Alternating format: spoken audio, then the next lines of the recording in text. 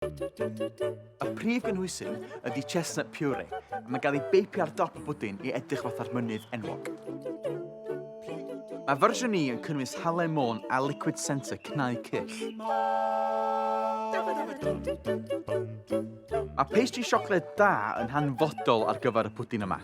Dwi'n cychwyn drwy gymysgu menyn a siwgr cyn ychwanegu wy. Top tip ydy hidlo'r blawd a'r cocoa cyn cymysgu, neu fydd yna lympio o flawd yn y pastry gorffenedig, a ti rili ddim eisiau hynna. Tip bach arall ydy adio pinched o hale môn. Neith hyn wneud y blas siocled fwy intens. Ar ôl ei roli allan mor dena phosib, leinio'r pastry cases hefo'r toes cyn ei bobi. I'r greu liquid centres, dwi'n cymysgu pralin cnau cyll efo llefrith. Bydd rhain yn cael ei rhewi cyn ei defnyddio yn y Mont Blanc. I roi'r pwdin at ei gilydd, dwi'n peipio crymw siocled yn y pastry, sy'n gymysgedd hufennog efo Irish cream liqueur yno fo.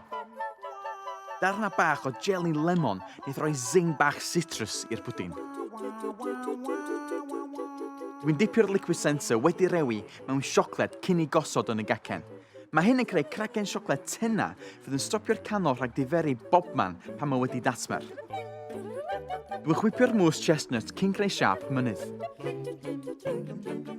Wedyn mae'r joban anodda'n dod. Peipio'r mousse yn defnyddio chwaraewr recordiau.